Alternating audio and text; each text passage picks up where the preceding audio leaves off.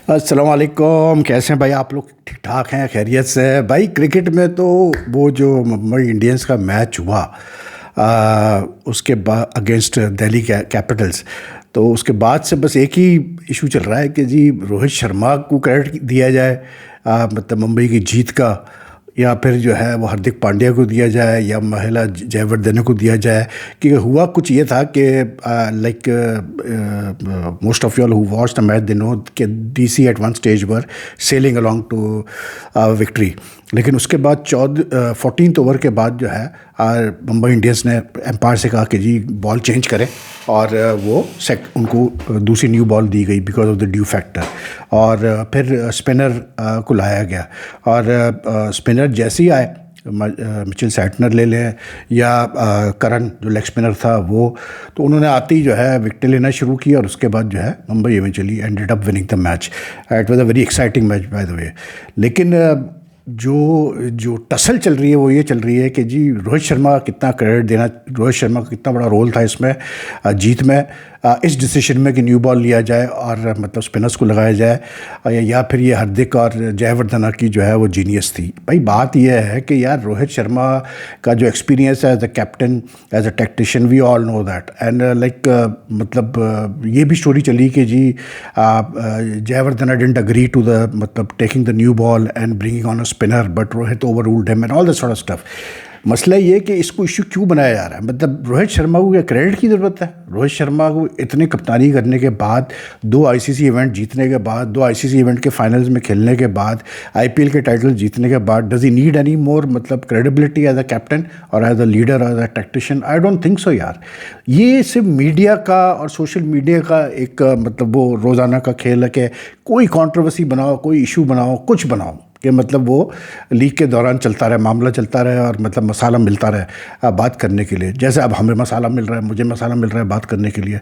लेकिन I think कि जिसका भी डिसीजन था, रोहित का था या जिसका भी था, ऑब्वियसली बात है अगर बाहर से गया है, ये बात मतलब एडवाइस गई है हार्दिक पांड्या को ऑन द फील्ड कि तुम न्यू बॉल लो और उसके बाद जो है उसको स्पिनर्स को लगाओ, तो आई थिंक उसमें फिर रोहित का रोल होगा, कोच का भी रोल होगा, बॉलिंग कोच जो प्रभास मामरे है उनका भी रोल होगा।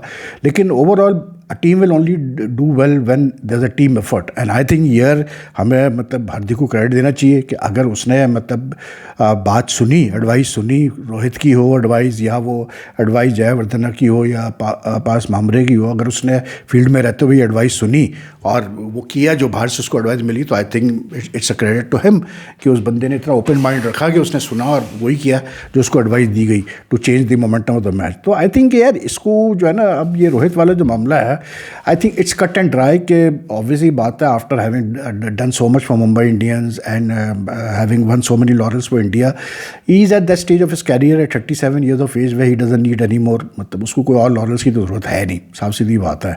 तो मतलब अब वो जो भी कर रहा है मुंबई इंडियंस वाले, देखें ना, बात ये है कि मुंबई इंडियंस की ओनर्स की मैं समझता हूँ, जो उनके थिंक टैंक है उनकी भी इधर एक बहुत बड़ा ब्लंडर हुआ उनसे, क्योंकि उनमें गट्स नहीं थे, साफ सीधी बात है।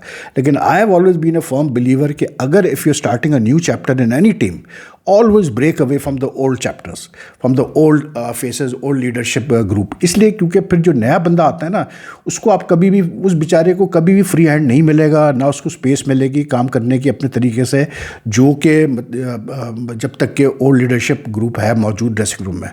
तो Mumbai Indians if they took the decision to remove Rohit as captain last year and bring in Hardik as captain, then they should have also had the courage and the guts to release Rohit and some other players when this मतलब PSL auction was took place earlier this year, but Rohit क्योंकि एक बहुत बड़ा नाम है, brand है, तो मतलब कहाँ हिम्मत भाई। अब उसके बाद फिर वो आईसीसी टाइटल जीता हुआ, तो किसी हिम्मत ही नहीं हुई कि उसको मतलब जो है निकाले, तो उसकी वजह से ही सारी खिचमिच हो गई है। अब उसकी वजह, खिचमिच होने की एक और वजह ये है कि रोहित के ऊपर फजूल का एक वो प्रेशर डाला जाता है कि जी रन्स नहीं कर रहा, रन्स नहीं कर रहा। अरे यार वो मतलब अब क्या उससे आप कहें, उसने जब करना होगा वो कर लेगा रन्स, इतने वो रन्स कर चुका है।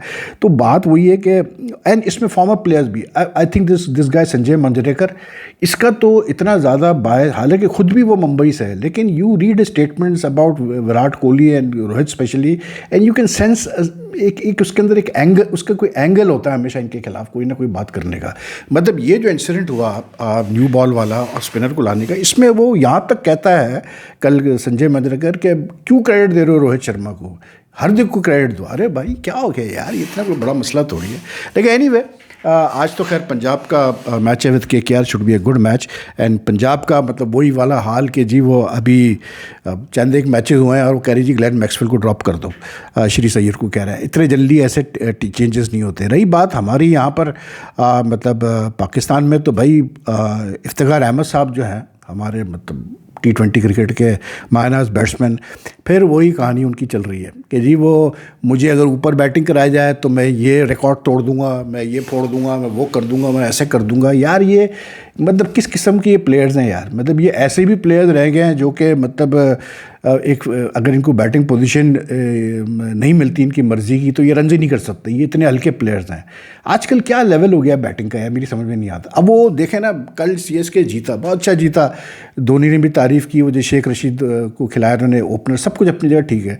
लेकिन यार 27 रन किए उसने 19 बॉलों पर, ठीक है, उस पर वो डेडिकेट कर रहा है भाई अपनी इनिंग्स नेट बॉलर्स को, पता नहीं किस किस को। अरे भाई एक वक्त था 27 run used to be considered nothing, आज 27 रन पे वो डेडिकेशन कर रहा है भाई अपनी इनिंग्स की। अरे यार मेरी तो समझ में नहीं आता क्या लेवल है बैटिंग का। तो वही हाल यहाँ पर है इफ्तिखार अहमद का। इतने चांसेस तुम्हें मिल चुके हैं यार, तुम 50 से ऊपर मैचेस खेल चुके हो पाकिस्तान के लिए, T20 भी खेले हो, वनडे भी खेले हो, टेस्ट तक खेले हो, तुम नहीं अपने आप को इस्टेब्लिश कर पाए। क्या ये बार बार रोना गाना करते रहते हो कि बैटिंग पोजीशन ऐसी, बैटिंग पोजीशन ऐसी। भाई जब आप टीम में आए तो आपको पता है कि जो टॉप ऑर्डर में जो लड़के हैं वो है, उन्होंने तो चेंज नहीं होना, आपको ही अपने आप को एडजस्ट करना चाहिए था और रन्स करने चाहिए थे, जो आपने नहीं किए। तो बात वो ये कि again another case of a player being overrated by us and then all of us feeling disappointed when he doesn't deliver. और जो प्लेयर है उसके पास एक्सक्यूजेस तैयार पड़ा है कि जी इसलिए ऐसा हुआ, ऐसा हुआ, ऐसा हुआ, मुझे बैटिंग पोजीशन चेंज करो तो मैं ये कर दूंगा, मैं वो कर दूंगा। असल में पाकिस्तान क्रिकेट में कोई ऑर्डर तो है नहीं, कोई सेम्पलेंस, कोई लॉजिकल आप सिस्टम देखते नहीं है। अब ये शोएब मलिक वाला केस ही आप ले लें, मोहम्मद यूसुफ इस पर बोले तो वो अपना शाहिद अफरीदी भी थे और लोग भी बोल रहे हैं कि जी शोएब मलिक क्यों खेल रहा है PSL at 43, I mean why does he have to play. My point is not this के because he is 43 why he should play. 43 हो 44 हो, अगर परफॉर्मर है तो बिल्कुल खेलना चाहिए। लेकिन मेरा पॉइंट ये है कि यार आपने जब एक्सेप्ट कर लिया एक रोल एज अ मेंटोर का, मतलब हाउ हैव यू, क्या सोच के आपने एक्सेप्ट किया? क्या सिर्फ पैसों के लिए आपने एक्सेप्ट किया मलिक साहब ने कि चलो जी यार एक महीने की बंदी लग गई, हमारे 50 लाख आते रहेंगे, ठीक है आपका अग्रीमेंट हुआ PCB से कि जी मैं मतलब साल में इतने दिन दूंगा एज अ मेंटोर। लेकिन it seems very odd यार that if you are a mentor with the Pakistan Cricket Board, if you have decided to follow a new line of a new career line in cricket after retirement भी अभी तक बहरहाल वो नहीं हुआ, अभी तक वो कहते हैं मैं तो रिटायर नहीं हुआ। लेकिन जब आपने एक चीज़ एक्सेप्ट कर ली तो फिर यार ये मुझे समझ में नहीं आता कि आपको मतलब मीडिया पे भी बैठना है, वहाँ से भी मतलब आपने अपना काम करना है, आपने जो है मेंटोर भी रहना है, आपने फिर PSL भी खेलना है, आपने फिर नेशनल T20 चैम्पियनशिप में कप्तानी भी करनी है। ये क्या है? और इसका I think if anyone is to blame for this is the Pakistan cricket board. इसलिए क्योंकि जब आपकी गवर्नेंस लेवल ही ये एडमिनिस्ट्रेटिव लेवल पे इस किस्म के डिसीजन होंगे कि आप इन चीज़ों को नहीं देखेंगे, तो फिर क्या आप ब्लेम करें प्लेयर को? आई मीन शोएब मलिक को बोलने का फ़ायदा क्या?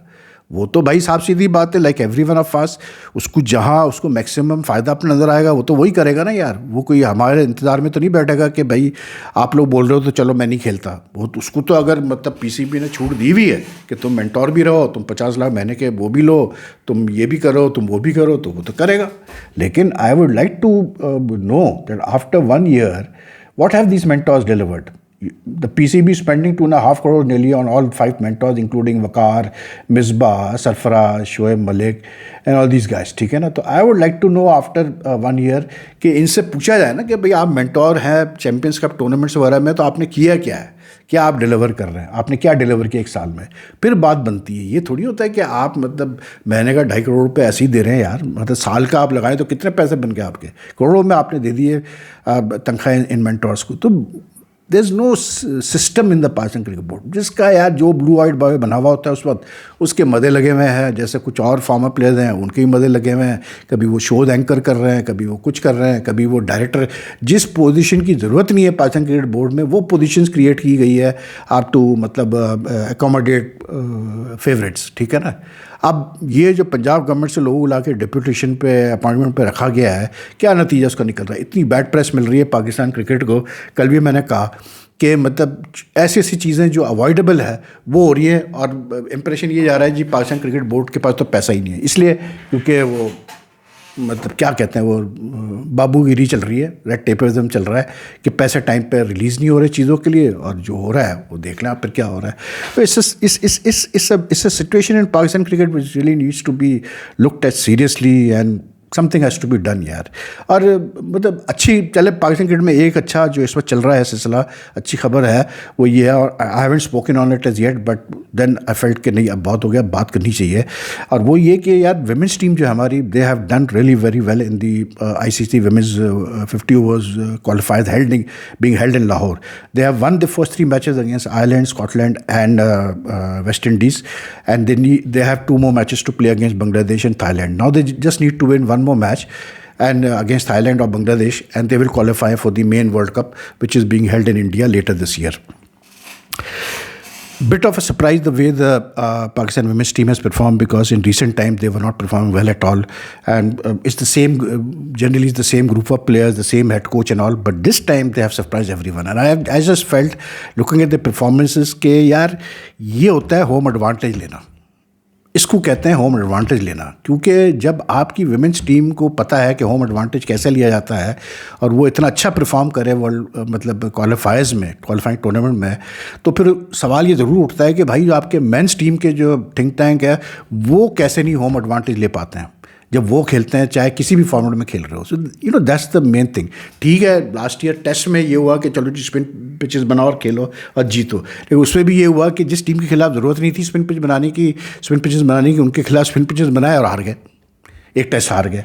तो बहरहाल लेकिन I think the women players have really taken full advantage of the home conditions, and I think the performance is very noteworthy because they have beaten 2 teams.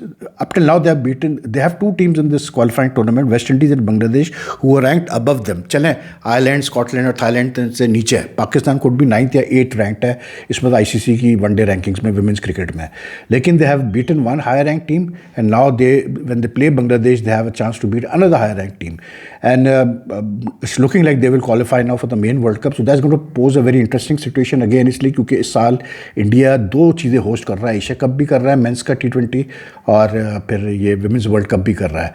तो विमेंस वर्ल्ड कप और एशिया कप दोनों में अब जो ICC women's world cup है उसमें तो ये चीज़ तय है कि जी पाकिस्तान इंडिया में नहीं खेलेगा, न्यूट्रल वेन्यू पे खेलेगा। तो then Pakistan has the choice to, और the host country has the choice to make look at the neutral venues में Pakistan will play. So at the end of the day बात वही है कि अग्री तो कर गए पाकिस्तान, इंडिया और ICC उस वक्त चैम्पियंस ट्रॉफी से पहले कि दोनों टीमें न्यूट्रल वेन्यू पे खेलेगी एक दूसरे के खिलाफ, लेकिन I think in the long run दोनों को तकलीफ होगी इस चीज़ से। लेकिन well done to the women's team भाई, they have perform very well, they have really done well, and I think this is what, जब इतना पैसा आप इन्वेस्ट करते हैं एक चीज़ में वुमेन्स क्रिकेट में तो कई रिजल्ट नज़र आना चाहिए। तो आई थिंक रिजल्ट हमें नज़र आया इस टूर्नामेंट में। Mohammad Waseem as head coach has also done well, तो I mean congratulations to them, and I hope they end up winning both the remaining matches also. That would be great क्योंकि they will be up against some tough opposition in the, क्योंकि main rounds के लिए already India as host और वैसे भी top rank team है तो वो क्वालिफाई कर चुकी है, ऑस्ट्रेलिया क्वालिफाई कर चुकी है, इंग्लैंड क्वालिफाई कर चुकी है, न्यूजीलैंड कर चुकी है, साउथ अफ्रीका कर चुकी है, श्रीलंका कर चुकी है। 2 और टीमों ने इस टूर्नामेंट से क्वालिफाई करना है। So it's going to be a very tough T20 50 over world cup in India this year. तो दैट्स ऑल फॉर नाउ यार। और बाकी मैंने कल आप लोग से बात की थी कि कुछ डिफरेंट चीज़ें मैं सोच रहा हूँ। एक तो इंटरेक्शन का मैं सोच रहा था कि यार आप लोग का एक तो ये सिलसिला स्टार्ट किया जाए कि जो आप लोग कमेंट देते हैं, why not every show you know pick up 3-4 comments from the comment section and discuss that, talk about that, giving the name of the person who has given the comment, because some of the comments are very interesting to be very honest. फिर दूसरा मेरा ये भी था कि मैं सोच रहा था कि यार आप हफ्ते में एक दफ़ा कम से कम ऐसे कर सकते हैं कि जो हमारे व्यूअर्स हैं जो मतलब बहुत पैशनेटली फॉलो करते हैं इस चैनल को और क्रिकेट को वैसे भी, कि उनके साथ हर हफ्ते ना एक सेशन होना चाहिए। with well, like I'll pick 3, 4, 5 people who follow the channel regularly, and then do a show with them every week, so that at least they also get to come on screen and express themselves and share their knowledge of the game with others. And it would be fun having discussing cricket with them, because आप एक बिल्कुल एक जब आप एक expert से बात करते हैं या एक मंझे हुए बंदे से बात करते हैं, फॉर्मर प्लेयर से बात करते हैं, एनालिस्ट से बात करते हैं, तो उसका एक अलग तरीका होता है देखने का। लेकिन जो एक क्रिकेट फ़ैन, पैशनेट फॉलोअर होता है, फ़ैन होता है, चैनल को देखता है, वो एक अलग नज़रिए से बिल्कुल देख रहा होता है, एंड उनका नज़रिया भी बहुत ही इंटरेस्टिंग होता है। I will be very honest.